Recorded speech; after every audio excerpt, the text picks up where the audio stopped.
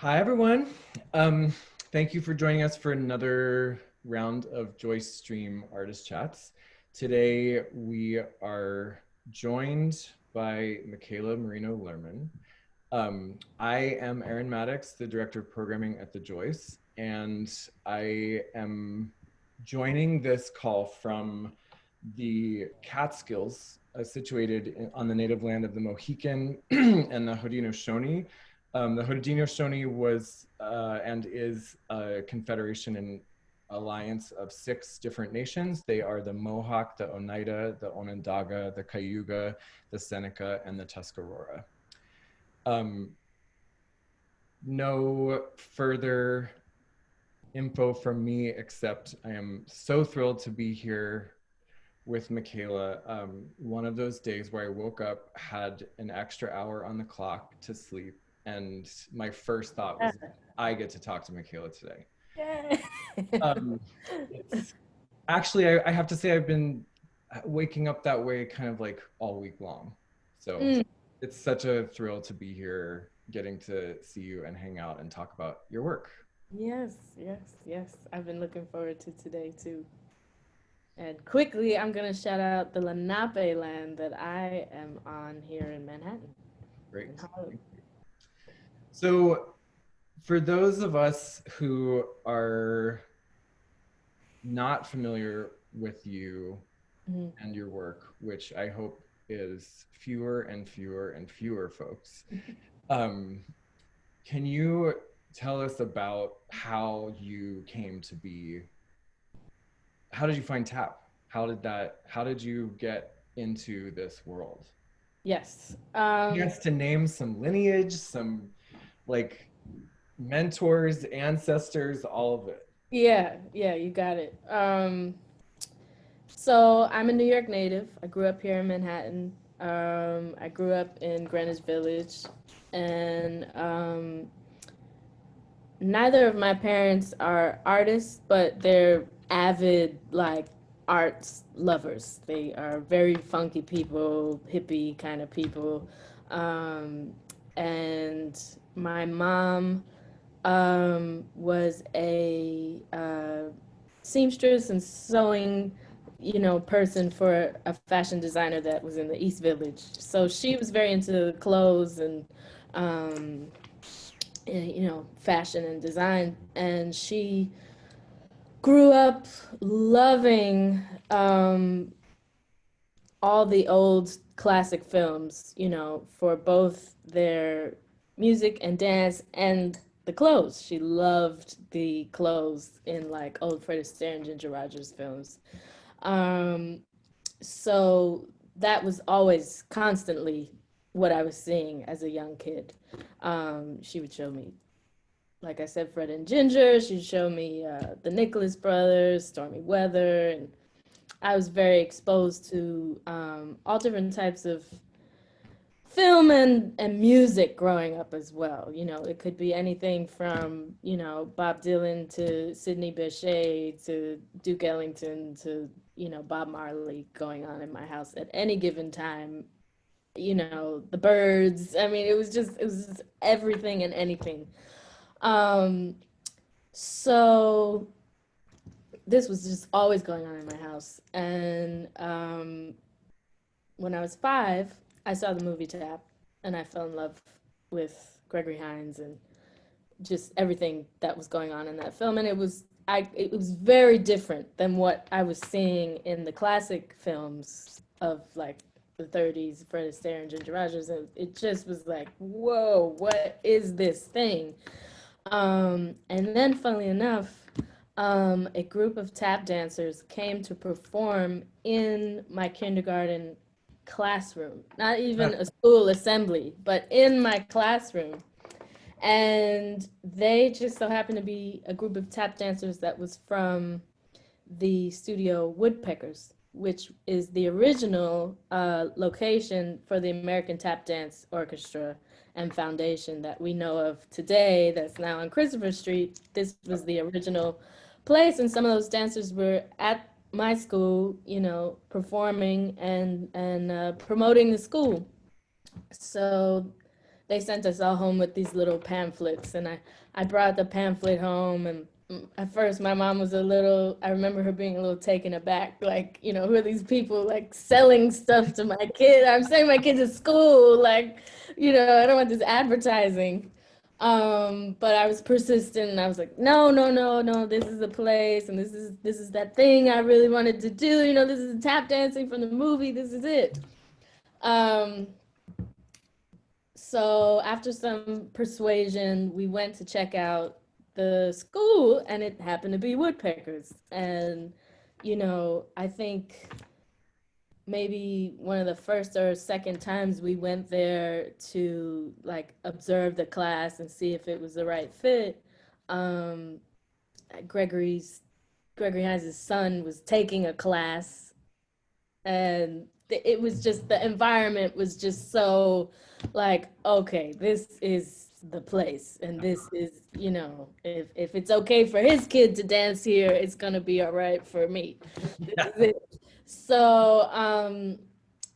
starting my journey at Woodpeckers is really the beginning of the magic, because at any given moment you could walk into that space and you could see, um, you know, you could see the masters practicing or teaching somebody. You could see Gregory. You could see Savion Glover. Savion was like starting to develop parts of bringing the noise, bringing the funk, you know, just there. And I'd be showing up for my Friday tap class, you know, and it was just, it was really a case of being in the right place at the right time. I got to take my first master classes with Gregory and with Buster Brown and Jimmy Slide when I was like 7 years old.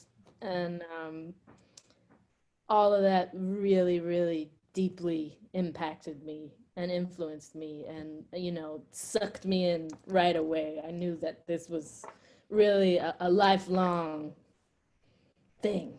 You know, I was never going to be taking those shoes off and putting them in the corner somewhere. Wow.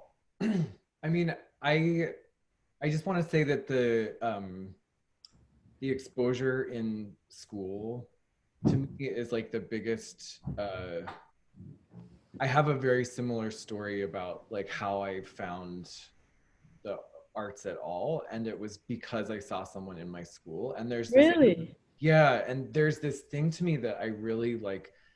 I think the biggest concern I have about young people right now is that like with arts education being cut, that was like I would not have found that if it hadn't been like put in my classroom. Yeah. So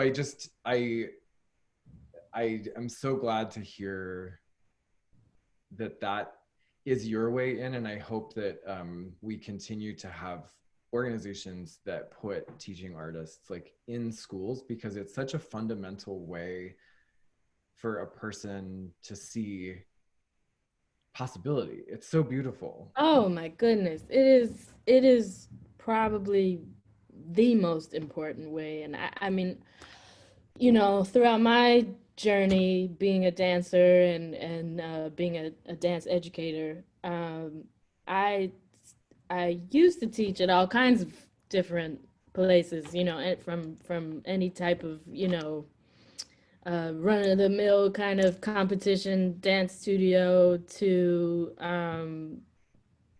you know, just anywhere. Yeah. Anywhere. I used to dance. I used to teach at Mark Morris in Brooklyn, um, and I love the environment at Mark Morris. It was so welcoming for any type of person to get involved.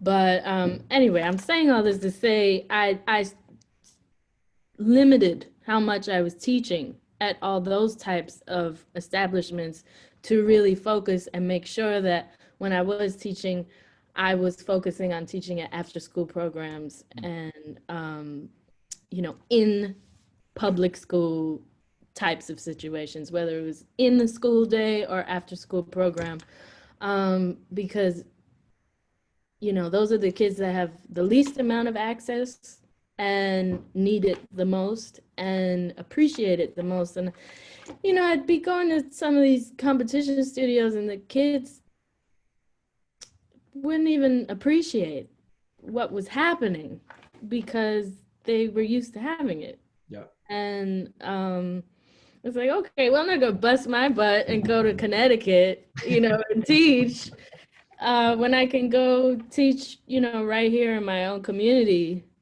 and reach some kids that, are gonna like be smiling when they're dancing and not a fake, really from within, smiling from within and really appreciating it. Yeah. So I It's am all about it. yeah, it's something that I have said a lot when I was trying to talk to people about like what I was trying to do at the Joyce, because I started, I guess, just like 2.5 years ago, but it takes a while to be able to get to the point where we're actually putting shows out. So I was Mm-hmm. working there for like probably 18 months before we got to announce like what the season was. So I had a lot of conversations with, various different people about like, well, what do you want? Like, what is your vision if you can't announce like your actual plans yet? And I Mm. say this all the time, um, which is just like I had an experience where I saw, and it was an assembly, but like I saw a Mexican folkloric company that was on tour in like somewhere in Pennsylvania when I can't remember. I went to two different schools, so I don't remember which one it was. But it was just like I say right now about the Joyce that my goal is that everybody should have the experience that you and I had. That you see someone.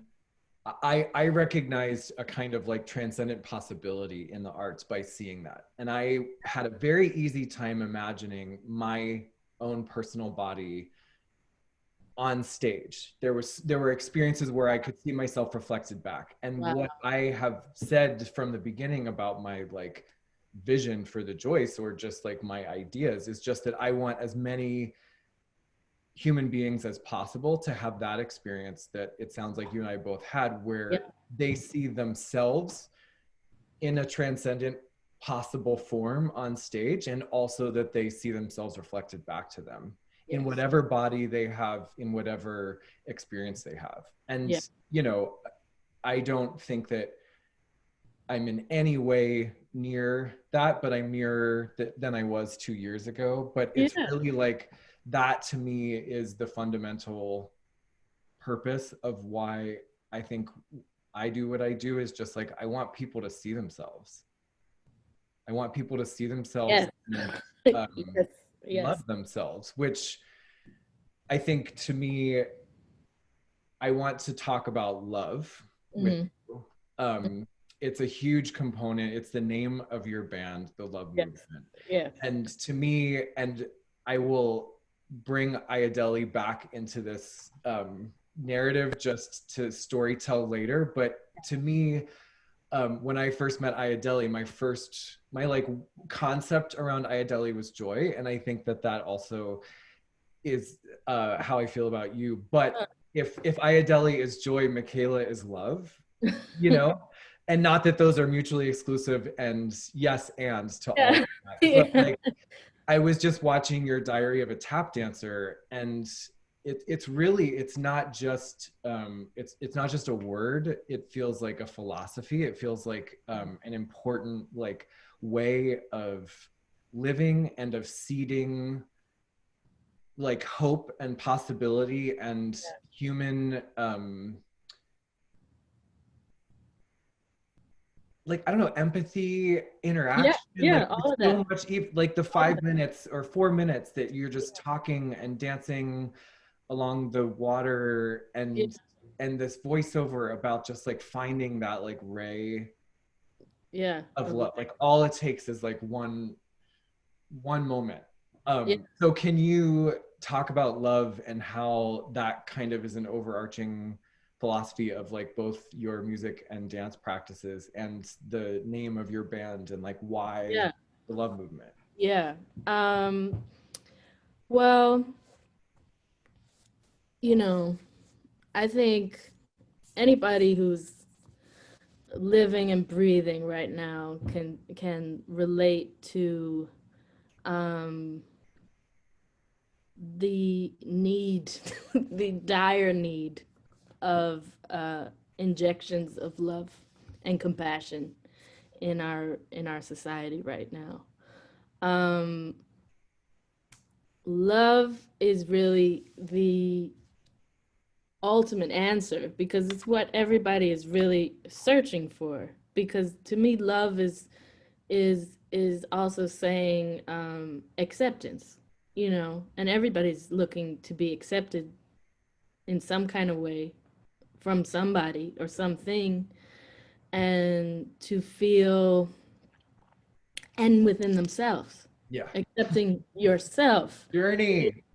Step one, you know, and it's a lifelong journey, and it's very funny that you talk about reflection and you know seeing what you're saying with seeing yourself on stage and when those people came to your school and you know that reflection because I really think as a society we really need to work on that quite a bit, and I think so much of the negative stuff that we're surrounded with is on the flip side really exposing of how afraid everybody is of that because everybody can see how much we're related and how similar we all are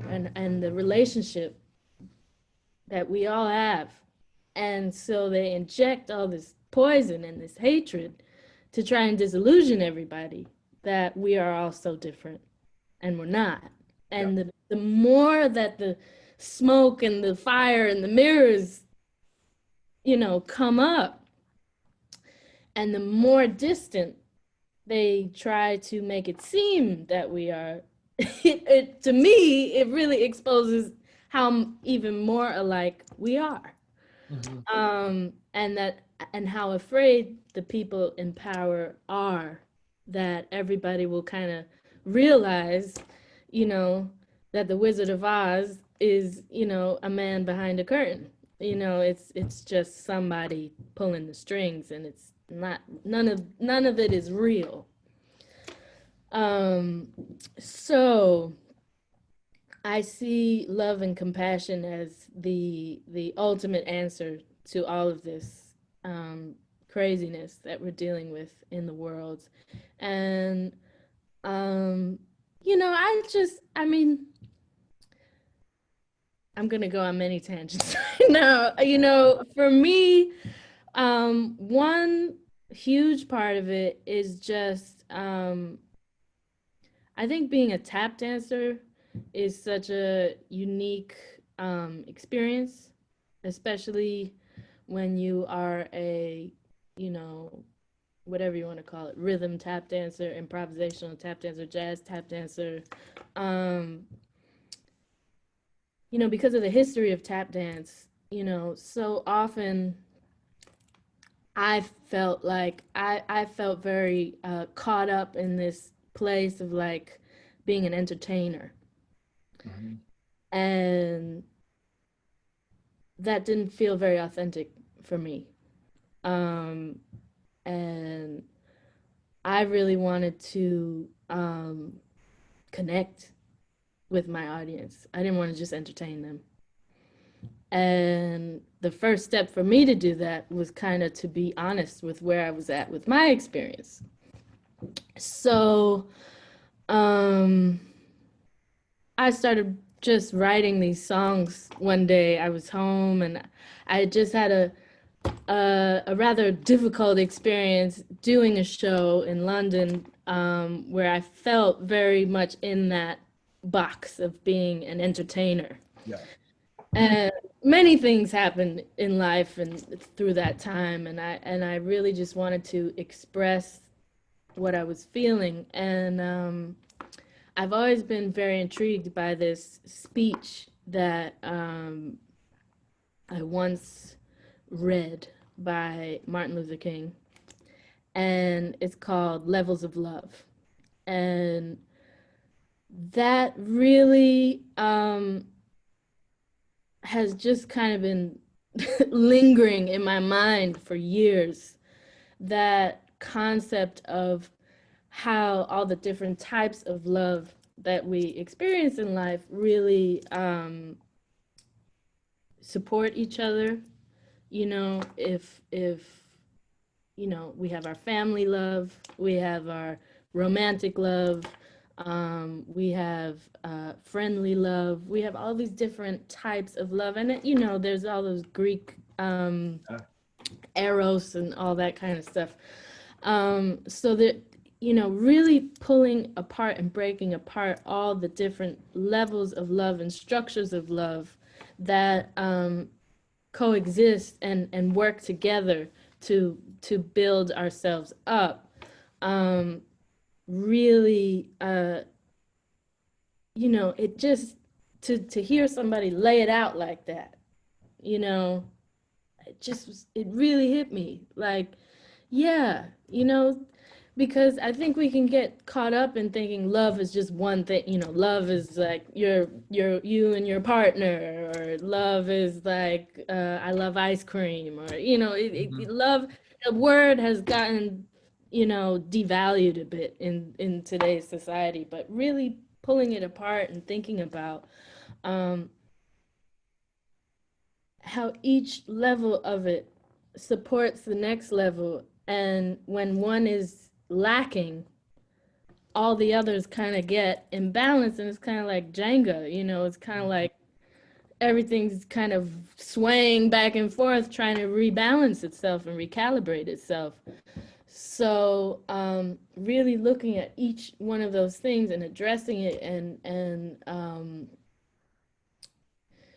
trying to get the audience member to have an experience, to touch something inside of them that says, uh, okay, I need to work on this thing, or yeah, I experienced that thing, or and having that person relate to what they are watching and listening and seeing.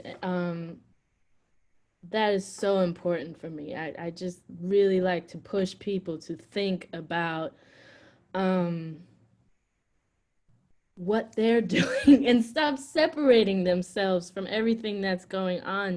Literally, like if we all just were like avid at recycling more, the Yeah. planet could be so much better. It's such small little things that we can do every single day to make it better for each other and for ourselves, and to not have this chaos all the time in that we live in now of like, oh, everything is so horrible. And it's like, yeah, but the answer is really simple. It is horrible, and it's become this cacophony of chaos. But the answer is so simple. If you can love yourself and allow yourself to love others by feeling secure about the love that you have for yourself, we're good. Mhm. We don't have to feel insecure and hate on each other anymore, because people are standing on solid ground. Their feet are on solid ground. Um, so that's the inspiration by of a lot of why I did love movement, and then um, I wanted it to be a movement. I wanted it to be a movement of activism, and a movement uh, of the people to follow. That they can join the all they got to do is just turn on that switch, and they can be a part of this movement. um and what else was I going to say? I lost it. Well, But it's interesting because it's both like an activism, but it's also an activation, because it's also like, to me, my reading of it in a way is kind of clichéing it, because I feel like love can be like, it's been marketed to yeah, us. It's marketed to us, and it's like rom-com fed to us in ways that are like can actually make us feel like we're failing at, and Yeah, like yeah. it's like what you're saying, it's so simple, it's so small, it's so daily, it's like recycling, where Hmm. you can practice love in so many different forms, and it can be so incredibly powerful. Hmm. Hmm. And so it's Yeah, people would even tease me when I first named it Love Movement, like, oh, I this is roll. gonna be corny. Yeah. And it's like, damn, that's small thinking. And isn't that sad? Exactly like you said, how marketed love has, been to us. Just looking at something like Valentine's Day or something, everything's become so commercialized. Yeah. That word has been devalued. Look at what we do every day on Instagram. You Hmm. know, we see a picture. One picture could be extremely deep. One picture could be the most shallow thing you ever seen in your life. But what are you doing? You're clicking a heart. Yeah.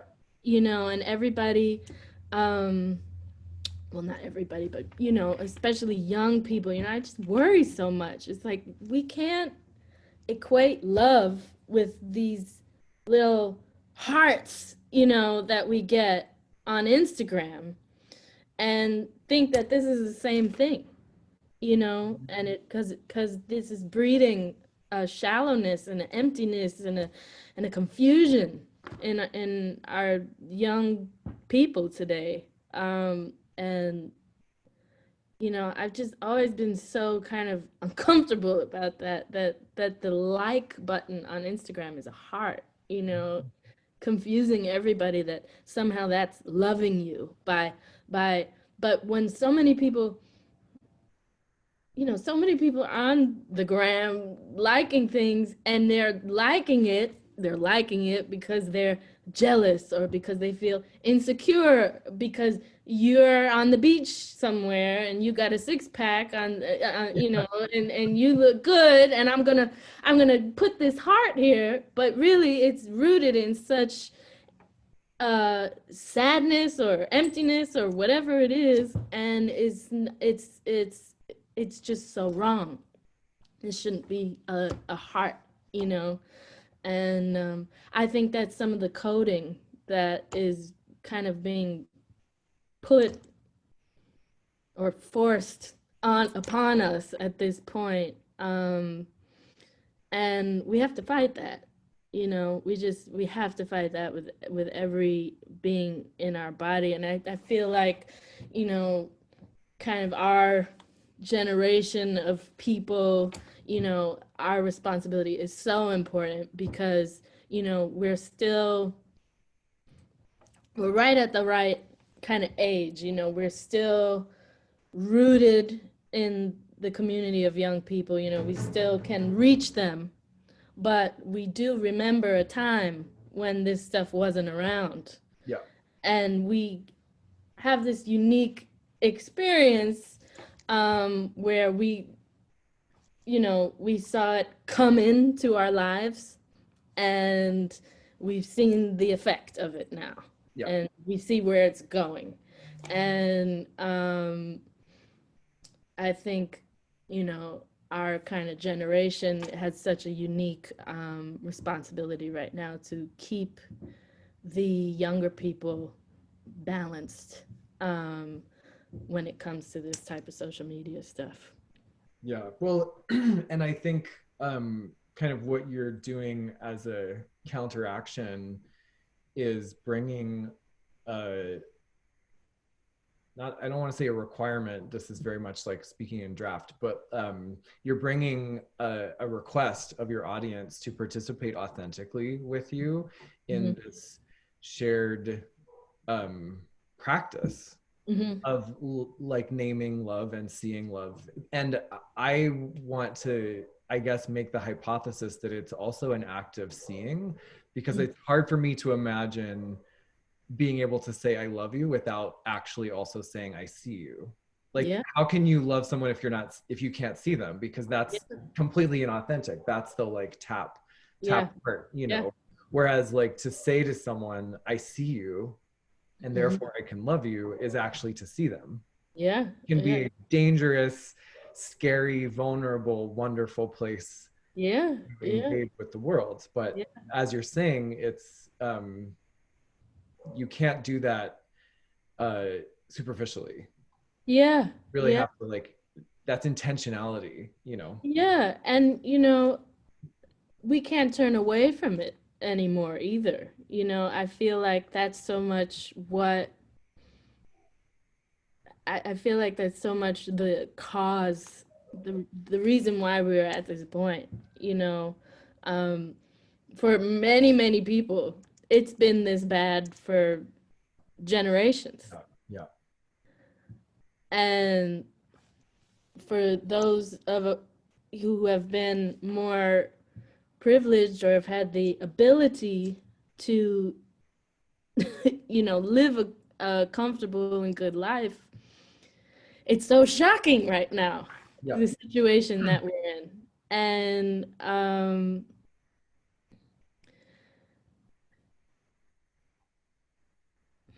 it puts everybody on this level, or hopefully, yeah, and put more of us on a level playing field now to really see and have our eyes open to um,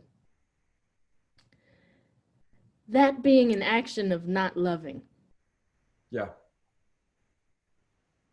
I You know, love that actually like the consequences like of not loving. this is what happens. Yeah, This is it. This is the result of not loving, not caring.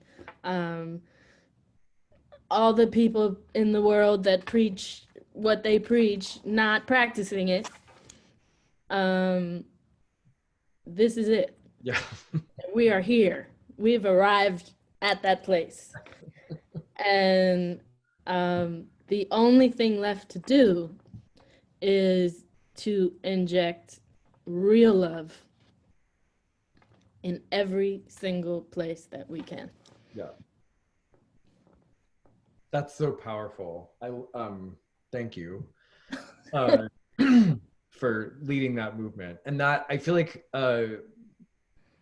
um it segues in a way to something that I wanted to ask you about, uh, which was your like art as protest or art as Mhm, activism, mhm. Artivism. artivism. Thank Yeah. you. In terms of the Juneteenth Hmm. organizing, not organize. I mean, organization Yeah. is the wrong. Yeah, yeah, yeah. Well, it has Juneteenth kind of turned into organizing an and organization. yeah, and what you were just talking about before we started about performing at the polls Yeah. or giving at the polls because it's Yeah. not entertainment, Yeah, yeah, yeah. but just talk about your artivism. Yeah. So,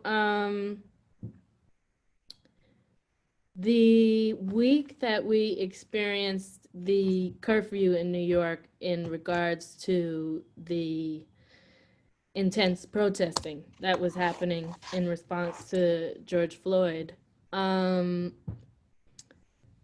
myself and my partner Russell, we were just talking, and he was very enthusiastic about doing something with music in the middle of kind of the chaos that was unfolding.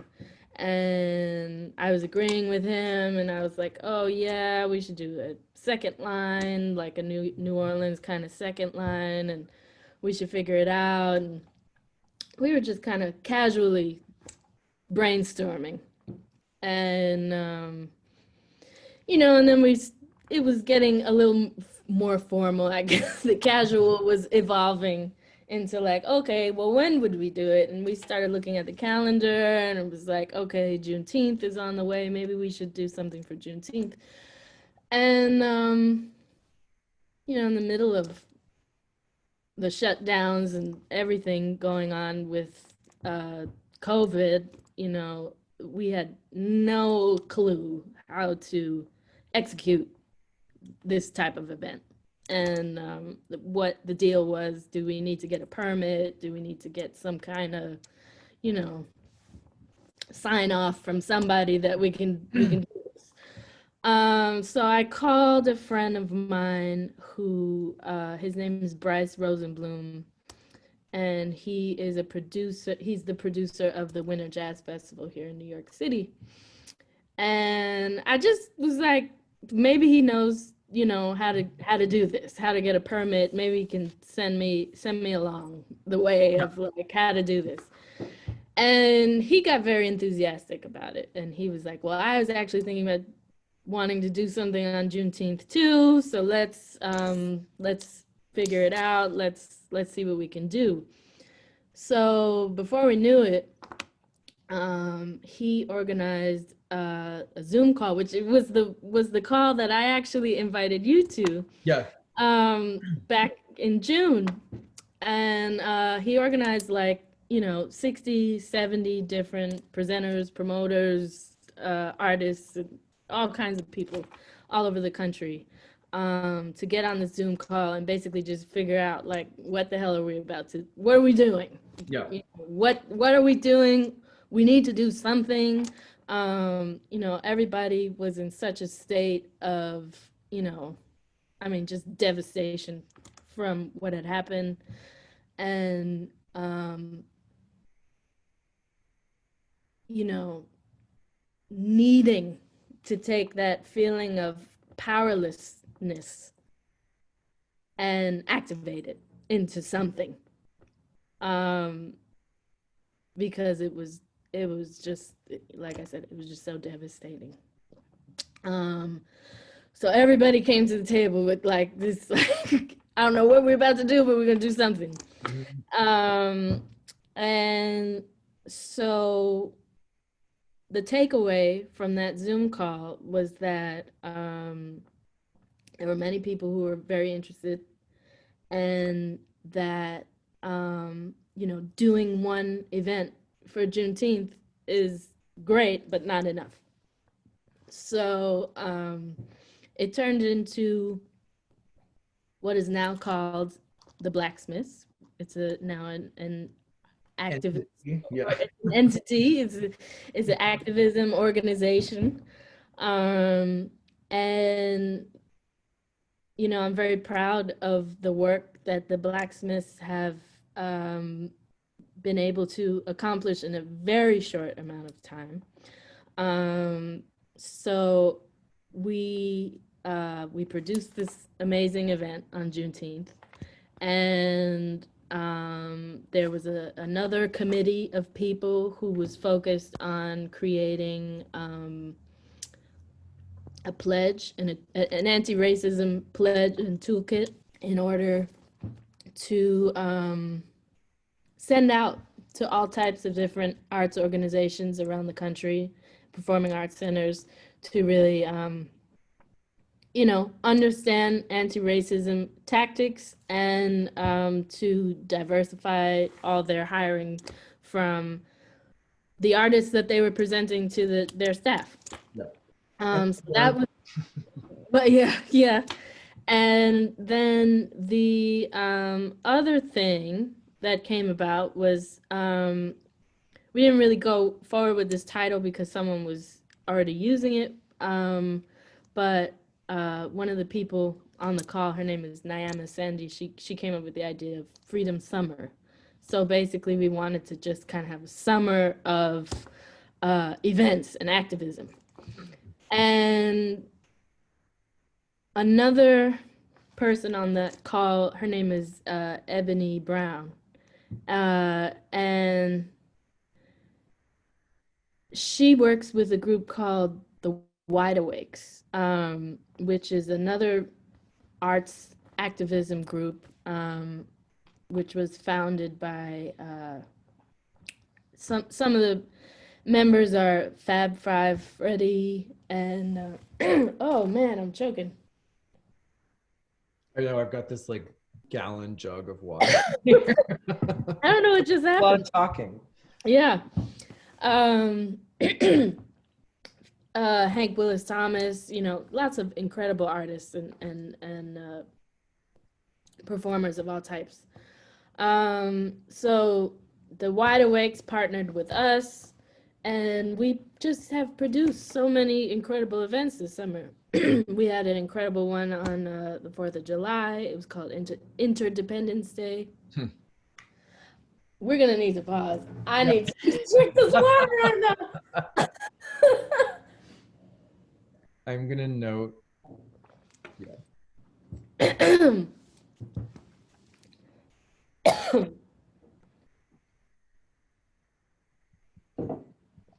Should I start up again somewhere? No, I think if you just say, if you do the 4th of July, like talk about the Okay. 4th of July, she could just splice that in. Yeah. Okay. So on the 4th of July, that was kind of our first event after the Juneteenth event, which was, let me just say, the Juneteenth event was, you know, legendary. For me, it was incredible. We kind of took over Harlem. We marched from 110th Street to the Apollo. We also worked with another group called the Intersection of Voices, which was a trans activism group and LGBTQ activism group. And yeah, so we marched from 110th to the Apollo. We put on this show in front of the Apollo.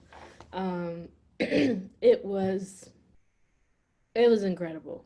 It was just magical. Like 125th Street shut down. This was the first, I think, live music event that anybody had really experienced in months. People were just, oh man, it was like a movie. People were just smiling and dancing in the street. It was like you were just in a movie. And we played all these, all the hits. We played What's Going On. We played, Think, Aretha Franklin. I mean, we just went in. It was magical. So after that event, we did the interdependence, and then we also participated in a lot of marches. So a lot of different activism groups would contact the blacksmiths and say they wanted to have a music component to their march. And what was so incredible about that experience when we would participate in those specific events, because a lot of the blacksmiths / wide awakes events were kind of stationary events, where we'd pick a spot and we would, we did quite a few in Washington Square Park and stuff like that. Mm-hmm. But when we would do these marches, the music really provided an element of safety. And it really kind of pacified the environment in a very special way. People were less angry. Even police reacted differently. They would kind of smile. I mean, even if we were screaming, defund the police or any of those things, they would still kind of be like smiling, or they'd be filming us or like kind of dancing to the music. It was just such a unique experience to provide that service for the community. And oh my goodness, what else have we done? We did Wide Awakes Women for the suffragettes movement and the right to vote. And then I'm about to do something with the Wide Awakes next week. They're going to do a 24-hour live stream programming after election night. Yeah.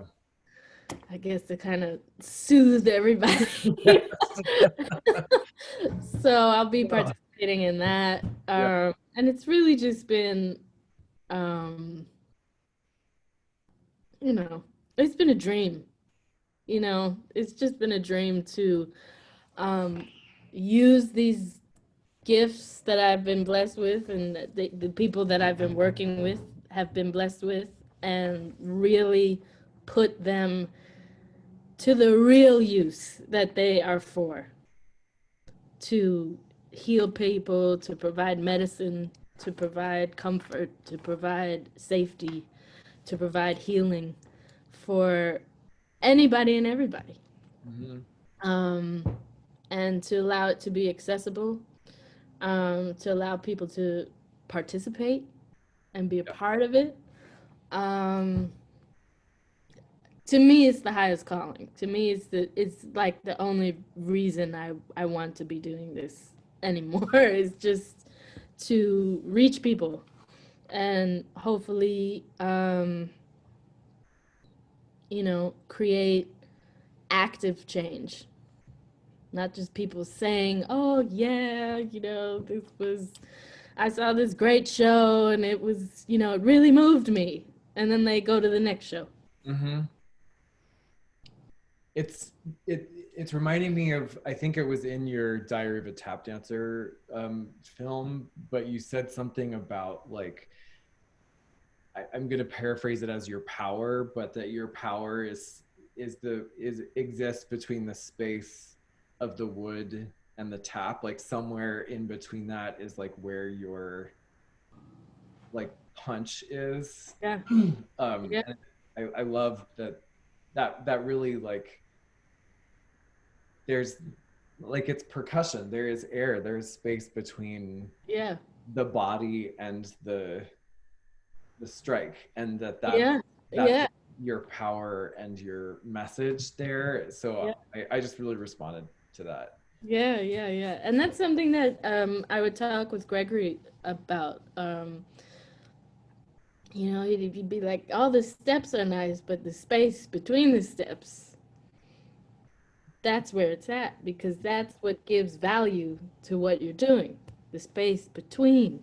So that when someone finally does hit that note or hit that beat, it's like, oh, It yes, that's matters. Yeah. right where I wanted it and feel it, and it's perfect. And you experience that and you go on that journey with that person, and that's what it's all about. And, it's the same when you're having a conversation with somebody. If someone's just running their mouth, you're going to tune out at some point. It's about that exchange and allowing someone to receive what you've just given them and be Mm-hmm. like, oh, yeah, I can relate to that. Or, um, you know, that's exactly that's exactly what I was feeling. Um, so important. Yeah. Well, I feel like we should talk about the show before we end, because it's the only thing we haven't talked about. But to me, it's like the show is the show. But Right. it would be it would be sad not to at least get to hear a little bit about how Yeah. I guess I I'm gonna quote Michael because he said something in this Times article that I really, really love, as a way to ask you how you and Jason and this whole the process of this show got built. Mm-hmm. So Michael Muenzo, who you've worked with for a very long time, said her feet aren't her greatest talent, it's her ears. Mm. And that's saying a lot about your ears, because your feet are pretty damn special. Is how I'm gonna like temper that. But I love your your musicianship is what I respond to so deeply in the show, Mm-hmm. specifically the first time I got to see you live. And just the way that I understand the experience that I had at the Whitney as um, a jam.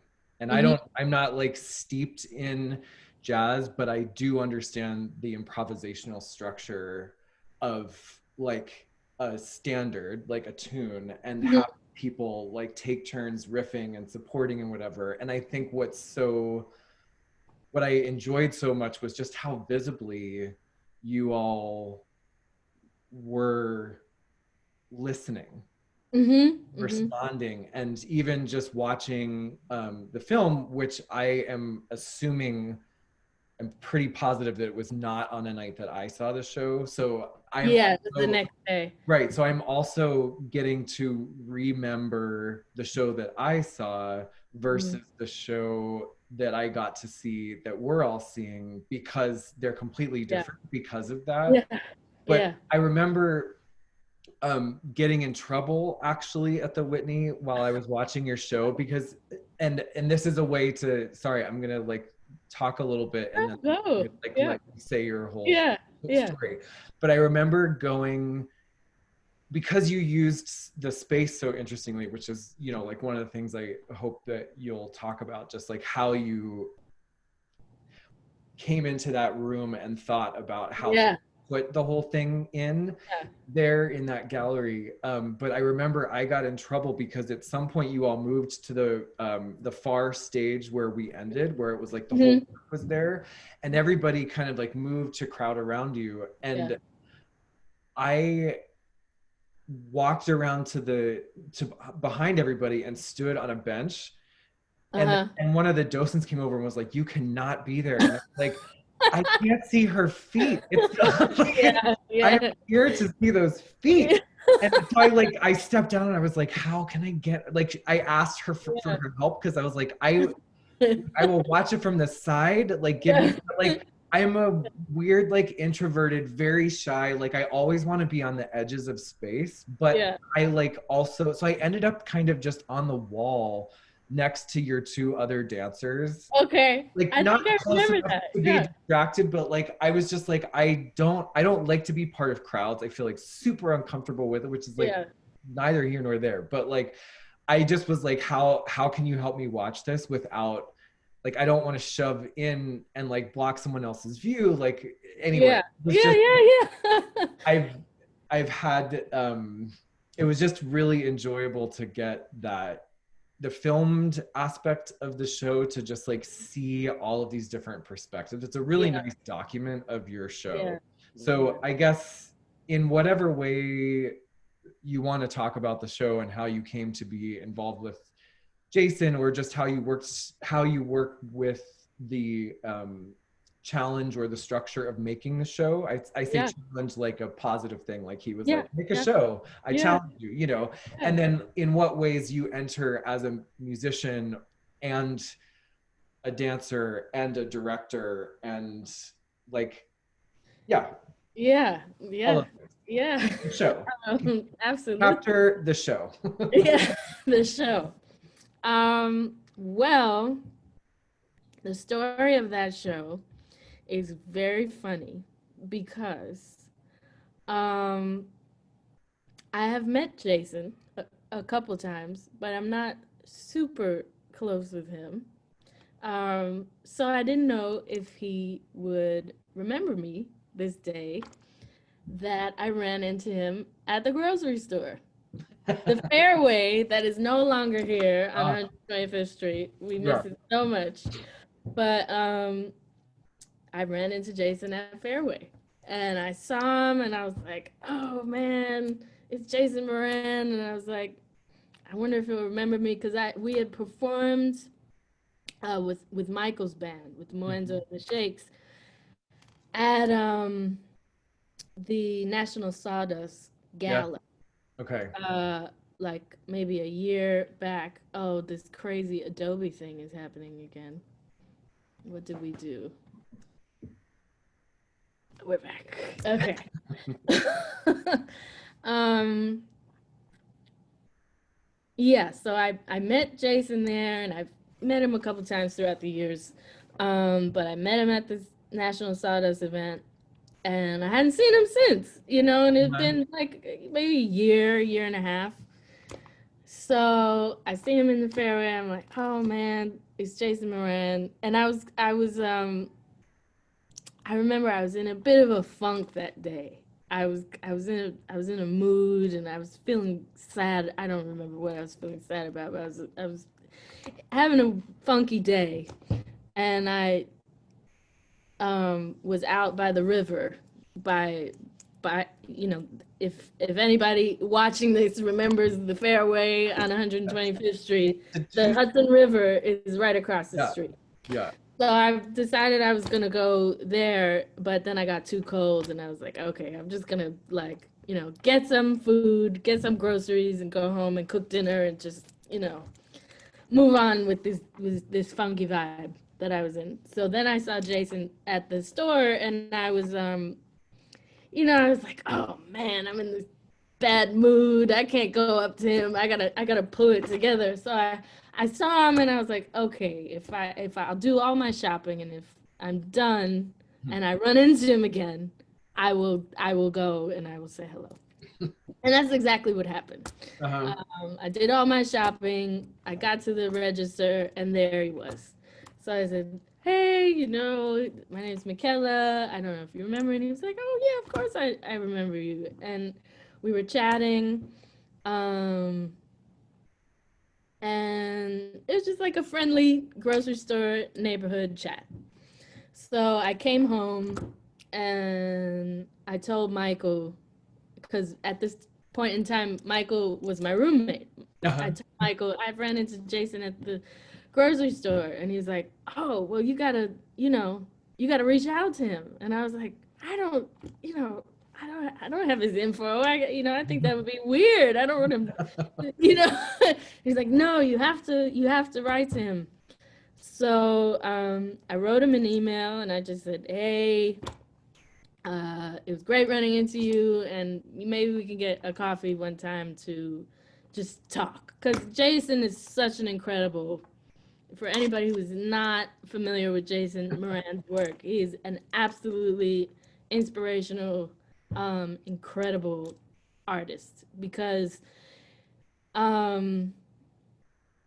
like you said, me wearing the director hat, band leader hat, this, that, and the other, he's doing a lot of that. He's doing incredible work with, his music, these curating art exhibits. I think anybody in the history of jazz has ever curated such an incredible art piece like he did, and, had it exhibited at a place like the Whitney Museum. That's something I'm always very attracted to. Bless you. Right now it's happening to me. Oh no! What's going on? My heat just came on, and now I'm like dying. Bless you.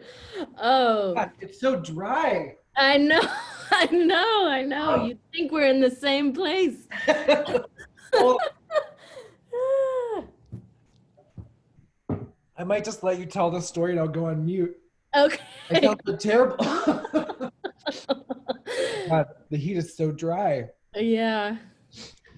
Okay. Yeah. Okay. Jason, incredible. He's incredible. He's just like, he's amazing. And I'm so obsessed with people who, wear all the different hats, that really can be multi-genre artists, and in no way is it lacking in any genre. Like everything they do is amazing. And so that's Jason. And so he wrote me back from this email of just like, hey, it was great to see you at the store. Let's get a coffee. He didn't say let's get a coffee. He said, well, I have this exhibit at the Whitney Museum, and I'm curating a concert series, and, you want to do one of the concerts. And I was like, what? So get coffee, do a show. Yeah. Yeah. And so of course I said yes, and basically he just was like, yeah, well, go check out the exhibit, see what it is, see what the space makes you feel. And I asked him, I was like, do you want it to reflect any, specific concept or idea? And he's like, no, just do your thing. And I was like, wow, like not only have I gotten this incredible opportunity, but it's also someone just trusting me to go in this space and figure it out. Yep. You know? Um, so I went to see the exhibit and I was very moved by it. And for anybody, well, you'll see it in the film. You'll see a lot of the exhibit in the film. But just to give a little backstory, each one of those stages or locations in the exhibit is specifically reflecting a different jazz club, historic, sacred space to the music that was in New York City. So, and each space also reflected kind of a different era of the music. And you know, these generational stories and you know, generational concepts are so important in tap dance and in jazz, you know, because it's really pinpoints to, like, you know, in the 60s the music sounded like this, and this type of playing was evolving, and this was happening, and then you look at what was happening socially and politically and what was going on here and there, and you know, it's really it's it's how the history has been preserved, is to really look at these generational moments. So I think any jazz musician or any tap dancer, you know, is always kind of thinking with that cap on, you know, of looking at generational kind of stuff and the evolution of our art forms, and, you know, going back to this era and this thing and this that, and looking at the timeline and seeing how everything's so interconnected and related, interrelated with each other. So I love that, you know, and I'm also a Gemini, so Geminis love to see things get connected. I thrive on understanding how, you know, A led to B led to C, and here we are. That's like the most fascinating thing to me. So being able to create in a space like that, where the room is full of a timeline, Yeah. was extremely exciting to me. And there's all kinds of things going on as well. You know, you have these three stations of the stages, but then you also have projections on the walls. You have music playing in the background, on the speaker that's in the exhibit. And I was really just immersed in this experience, and you just feel how all these things, all these eras, all these different times, all these different experiences are all coexisting in one space. And all of a sudden you get to realize how connected everything is. And, you know, and that now, you know, or the one space that we can occupy is a reflection of everything that has ever happened and everything that will happen. You know, the present is the middle place between those two places in time. And so I just got inspired to create something that really reflected everything that was going on in that room, because it touched me so deeply. And that's another thing that I tie back to love movement and love. You know, people really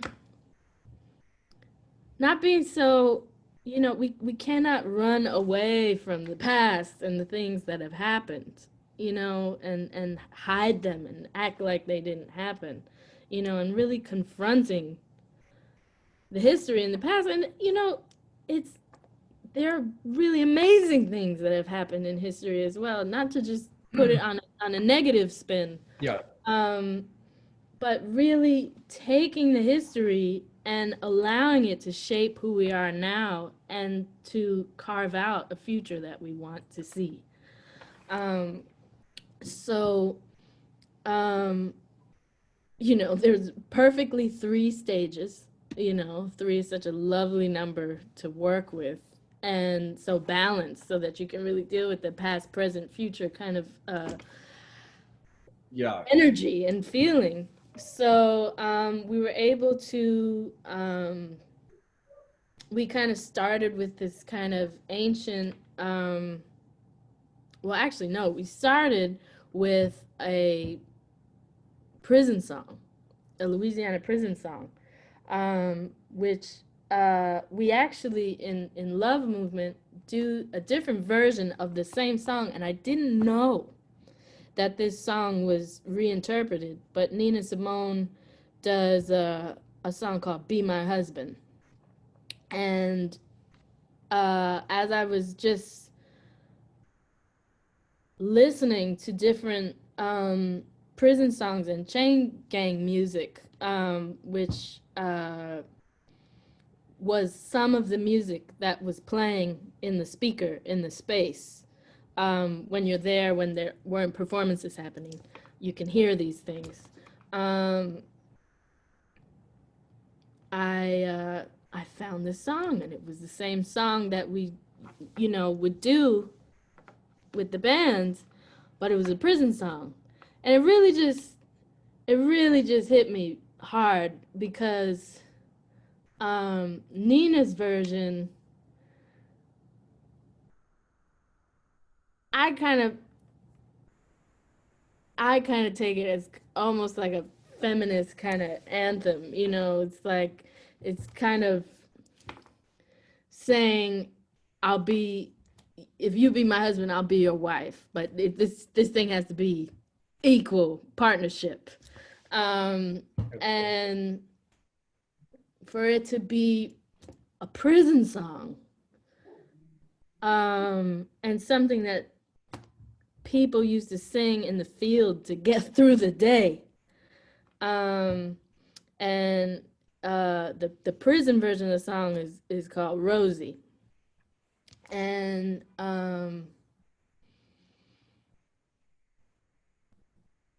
it's just the beginning of everything.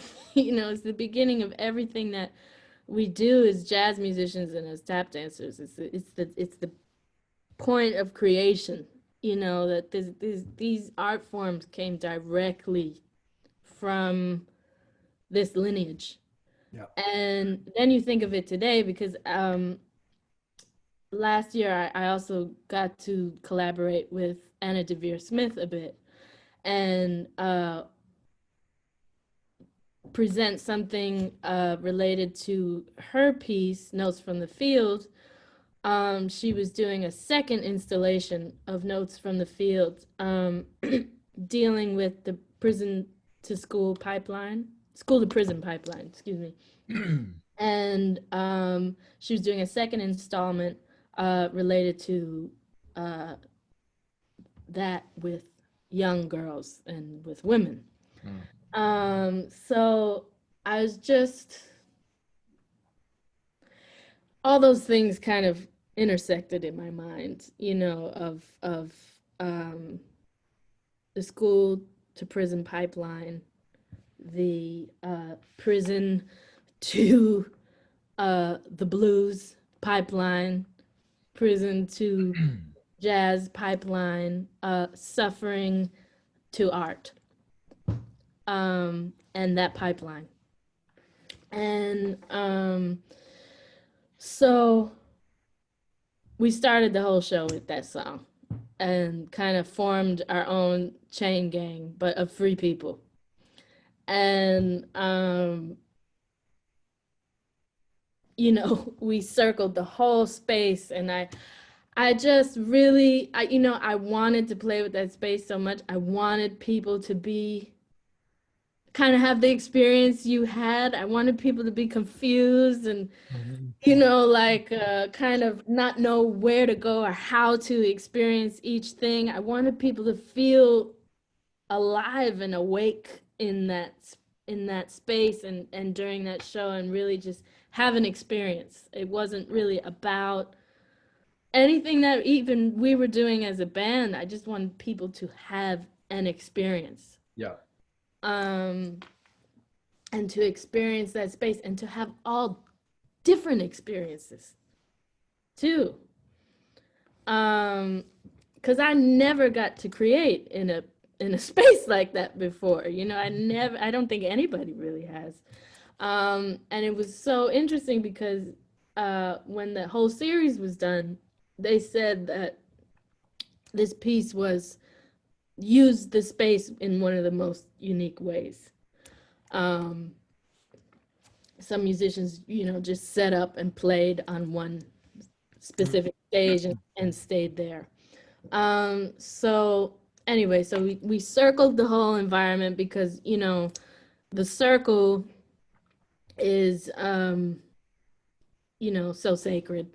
You know, the, you know, tap dance comes from this tradition of, uh, you know, the ring shout, which is a spiritual dance done in a circle. Um, and so we decided to circle the space, and we decided to, um, you know, circle it for that reason, but also to, I guess, mimic a chain gang to travel, you know, to travel through a space together as a unit. Um, and then, you know, the other unique thing is that chain gang of people was people of all different races, all different sexual orientations, all different everything's, you know, ages, you know, Andre's young, you know, all, you know, um, to really kind of reflect back of like, this is what's become of these men that were singing this song in a field is now being performed in a museum Yeah. by all these different people. And that's how special and sacred that music and that those forms of dancing are. They have survived all of this time, all of this mess, and they're in a museum. Yeah. And these are people that were in prison. And that was so important for me to start the show that way. And then we did some traditional prayers. We did some Yoruba prayers because when I saw the Savoy space, the golden space, I was very moved and thought of the goddess Oshun, and I was just like, this is like a temple to me. Mhm. So we started with that, and I really just I always like to start with um, something that's sacred, something that kind of opens the doorway, opens the pathway to everybody to kind of like enter and land on the same page together. Like, this is a journey we're about to go on, Mhm. and you know, we're gonna do this together. Um, so we did all that kind of more ceremonial kind of stuff, and then we jumped into really dealing with the music in each space. So um, we did Dizzy Atmosphere to touch upon the bebop era. Um, then we moved over to the other stage and we did more Thelonious Monk inspired kind of jazz music to really kind of deal with that lineage and that idea of evolution and how each generation connects to the next and to not dismiss anything that has brought us to this point right now. You know, every single ingredient, every single piece of that stew makes it whatever it is right now. Yeah. And if you remove any element, you are removing the essence of what we are doing right now. That prison song is directly connected to the music I write right now. If that hadn't happened, I wouldn't be happening. Yeah. And or you know, any one of us, musicians or dancers that were a part of that piece. So um, I just I hope that I'm in a place one day like Jason is in where I can just, you know, meet some cool, interesting, funky people and say, "Hey, I have this really cool exhibit. Go create. You know, Mhm. go do your magic here." Yeah. Because I just love how trusting he was of everybody to enter something that he created and then allow the artist to then kind of make it their own thing or their own interpretation of what he created. That's so interesting. Um, so, um, yeah, that was that experience. That Yeah. was that That experience. I in watching it again was remembering how moving and powerful that first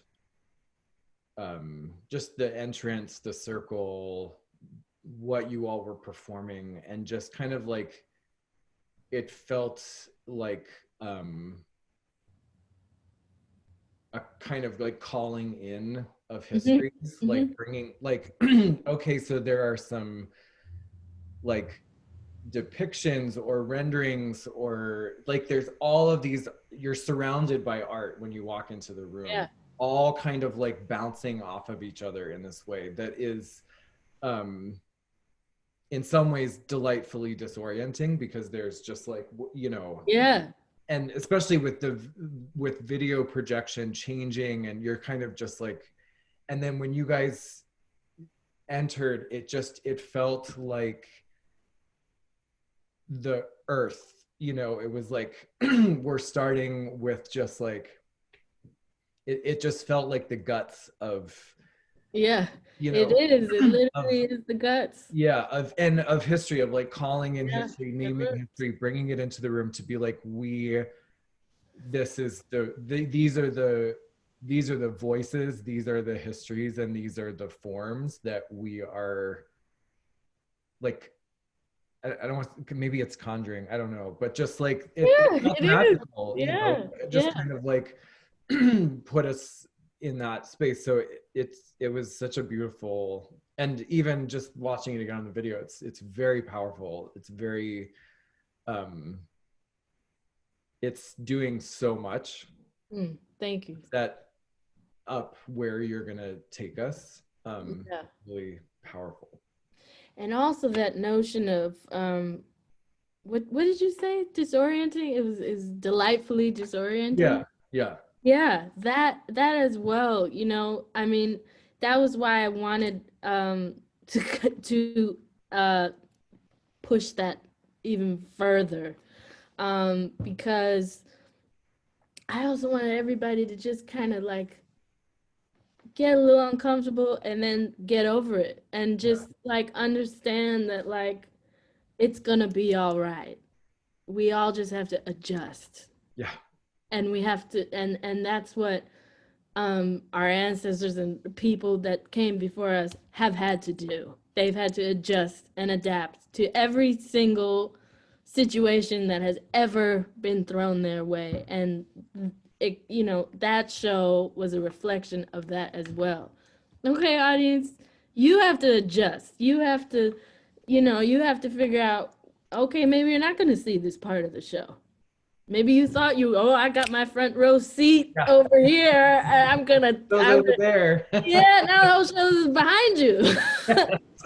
um, you know, dealing with that. and just going through a human experience while you're experiencing art and performance and music and everything that was going on. um that was a part of what I was trying to do as well, to get people to become comfortable with the adjustments that need to be made in order to have that vision, Yeah. It line of really, sight.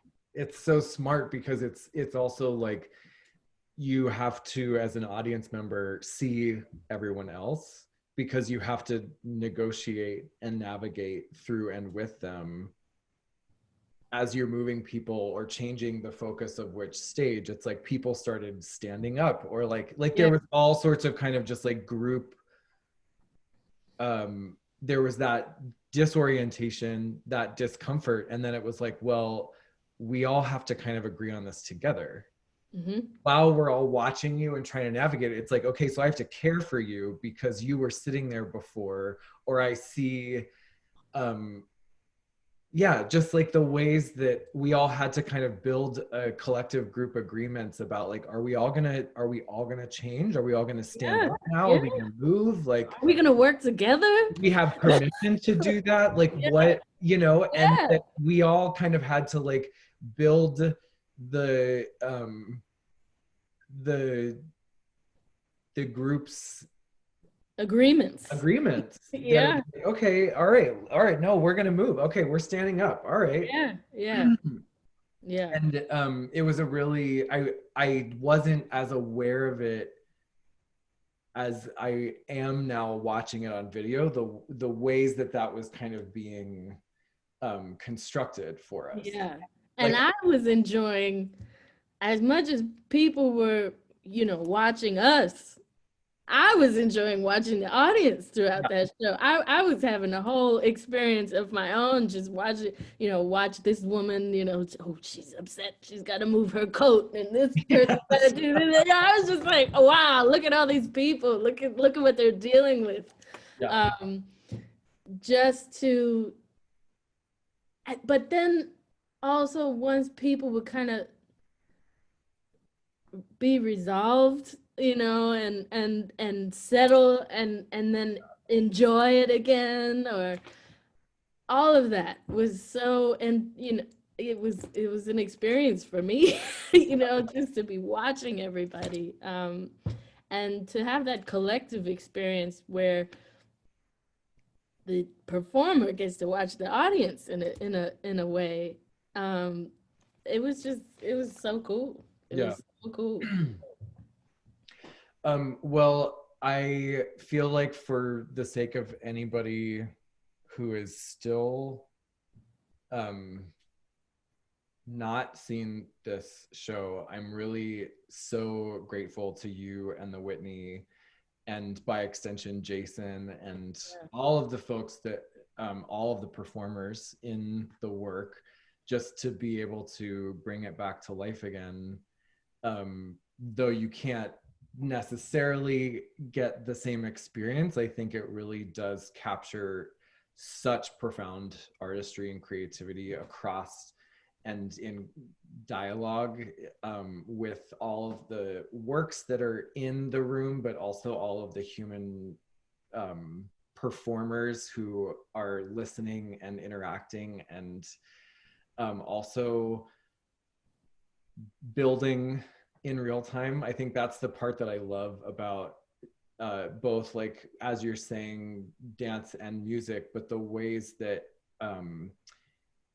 as I was like just had the recording on, hearing, I think it was the saxophone, just like quote, like for a second I was like, was that Gershwin? First, like, you know Yeah. what I mean? Was that Rhapsody in Blue? Like there, but there's like, I love that about jazz being kind of like your subconscious is being tapped by different people, kind of Mhm. just like providing these wonderful quotations, which is also to take us backwards and now and forwards, like what you're saying, that you were in the center of a continuum, but that I love just like the ways that people are called into the room through play and improvisation and Yeah. quotation, and that actually has always been a part of, I think, the that what you're talking about, that like legacy and like building the narrative on top of all of the things rather than as a erasure of all of those things. Yeah. Yeah. And you also really see um that is the nature of the music as well. It's so interdependent, interwoven. It's constantly communicating with and staying in touch and listening to everybody around in the band. And of course, I think of the dancers as an extension of the band. Yes. I'm thinking of what I want them to sound like as much as I'm thinking about what I want them to look like or where I want them to be or anything like that. Um, you know, you have to so intimately listen to everything that's going on, and you have to so um what I want to say, you have to respond to it so intelligently, you Yeah. know. Yeah. You have to, you know, you can't just blurt any old thing out. You have to respond to what someone has played so that it can keep going. And I think all of that is just so representative of what we can hope and aspire to be as a society and as a democracy. You have to work together to make the music good. Yeah. Why wouldn't that translate to other areas of life? Yeah. You know, you Totally like yeah, world building. yeah. Yeah. You have to include all these ingredients in your recipe to make the thing taste good.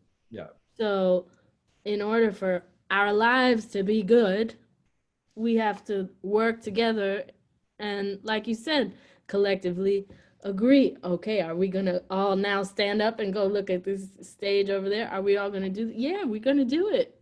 Mm-hmm. We have to do it because Yeah. if we don't do it, we're gonna cease to exist. Yeah. And it's the same thing on the bandstand. If we don't listen, if we don't respond, if we're not intelligent about our responses, the music will fail. And you know, that's that's it. That's the essence. That's the stuff. That's the matter, that binds us all. Yeah. It's like if you're not all in, it falls apart. You know, Yeah, which is like brain, heart, ears, body. Like it's such a like you yeah. all are just like in such intensely vibrating frequency. That's I think what I love about like really being aware of how you're working, Hmm. to enjoy like watching you all work, Hmm. watching that world building, watching that like constant realigning of synergy of like, okay, she did this and now like I heard that and I'm going to build on that. And it's almost like if it was visual, it's like you'd be seeing a new color being introduced into a painting, and so suddenly you see red, like Yeah, all the ways where red is suddenly like threaded into the yeah, picture. yeah. So yeah, I feel like that's a great place to kind of wrap up this lovely conversation. I do want to say, just because I am very indebted to Ayadeli Cassell for introducing me to you.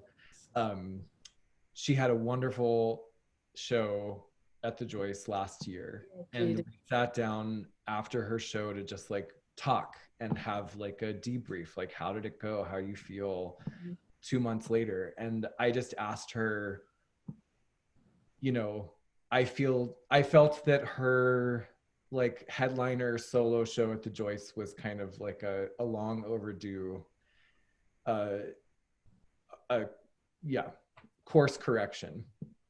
And I just said like, who do you think should be next, or like who do you think, not next like it's not linear, but just Right. like who else is overdue for the love, you Mm. know, the love of the audience, the experience of sharing the joy and the message that they have. And she was just like, Michaela.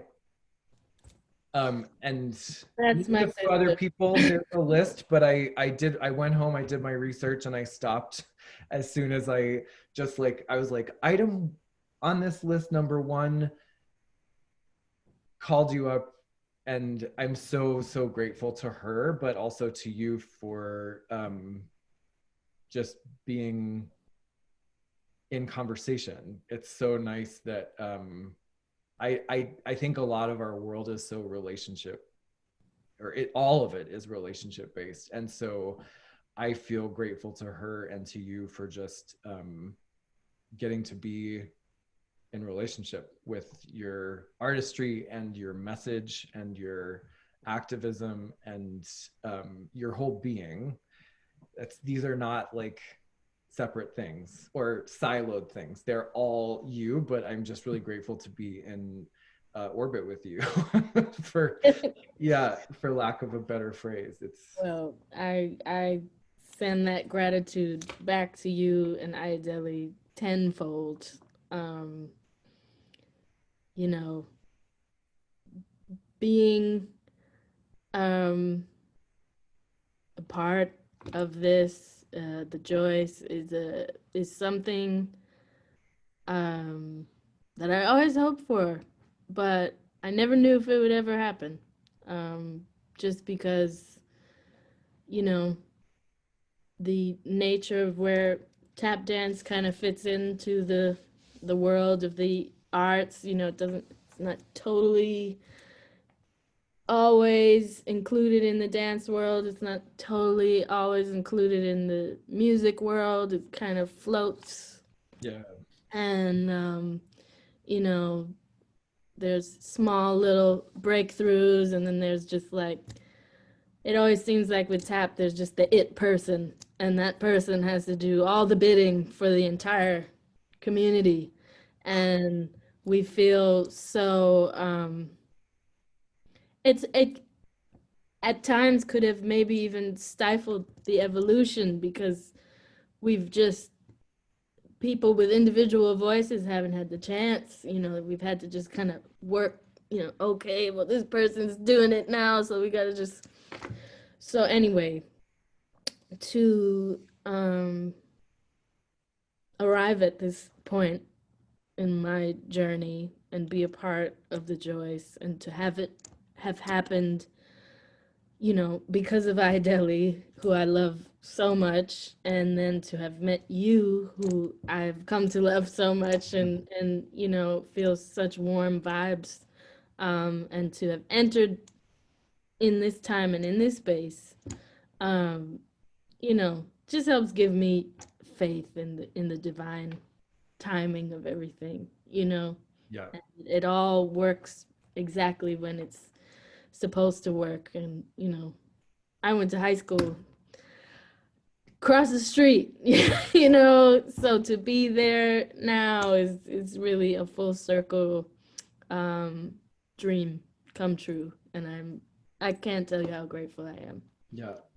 I cannot wait to see what magic you will bring. And yeah, it's one of the best parts of this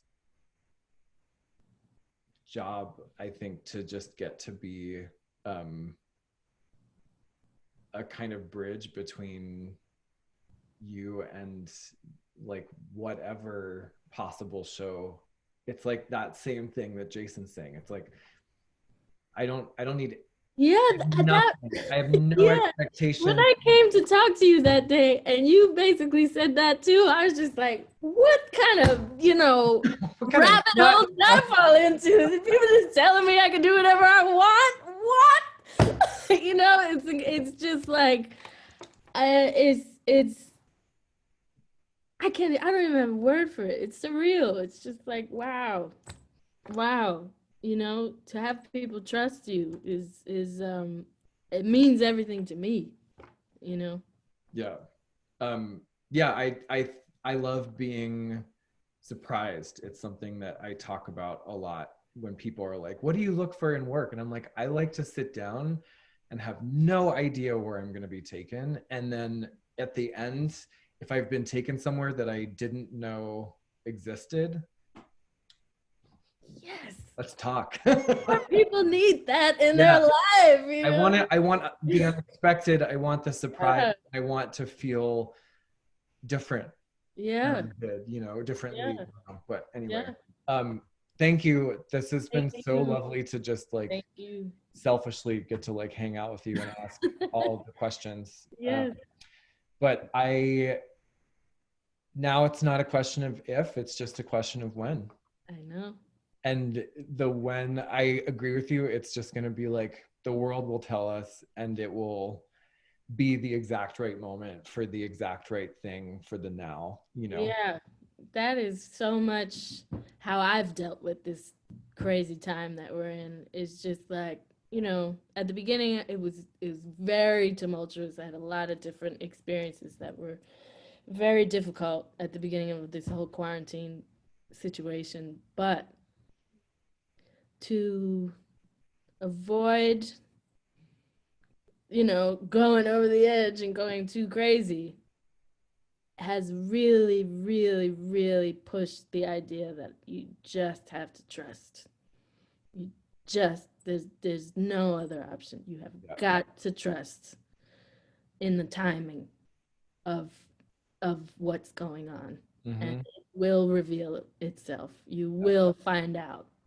You have to trust, and it's the hardest thing in the world, but you have got to do it.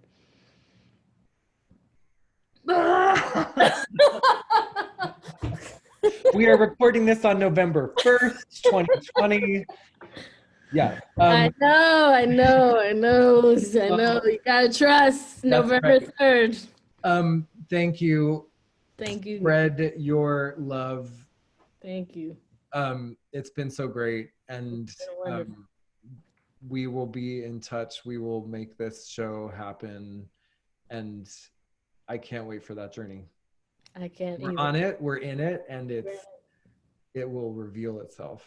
So It will. have a great next few days. I Thank look forward to the 24-hour marathon of Oh yeah. soothing artistry. Yes, yes, yes, That yes, will be a part of my calendar. yes, yes. Wide awakes. Yes. Out of weeks.